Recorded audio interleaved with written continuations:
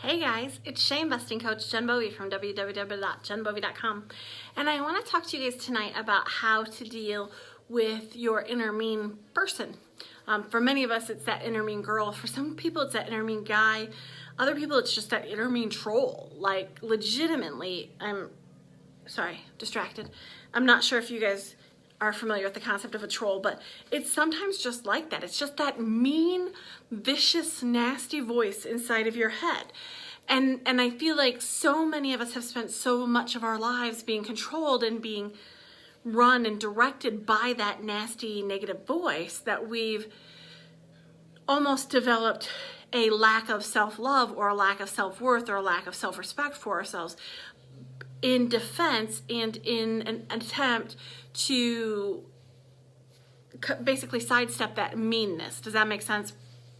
So my recommendations, if you've ever experienced that inner mean voice, that inner negative self-critic, that inner ickiness, is to first put a name on it. Whatever name first pops into your brain as I say this concept to you, that's the name of your inner voice. So this is hilariously inappropriate, but whatever. My inner critic's voice is actually named Jack. And the image that comes into my mind whenever Jack tries to speak to me is that image of Jack Nicholson in The Shining, where he's like talking and then there's a picture, like you could Google Jack Nicholson, The Shining, and like he looks really crazy and mean and icky. That's what my inner critic looks like and sounds like to me. So my first recommendation for you, and it's an attempt to externalize some of the ickiness that you've experienced, is some of the negative, critical, self-doubt stuff. But the first thing to do is to put a name on it. Because once we have a name for it, then it's no longer a piece of us.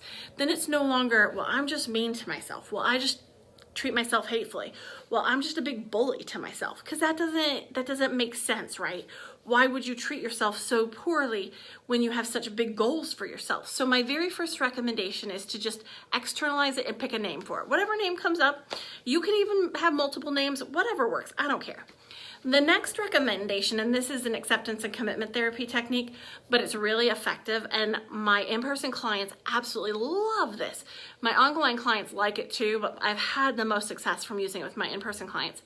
And that's when you hear that negative, critical, nasty voice in your head, put it in the voice of whatever ridiculous or funny cartoon or silly character you have. Like, so if the Tasmanian devil was in your head being really mean to you, you would have to laugh, right? If Woody Woodpecker was telling you that your butt looks too big in those jeans, you would have to laugh, and it would instantly reduce the amount of credibility you were giving to that voice. So those are my two big recommendations for tonight, is just to externalize it, give it a name, and hear it through a ridiculous, silly, funny voice. A voice that you can give zero validity to.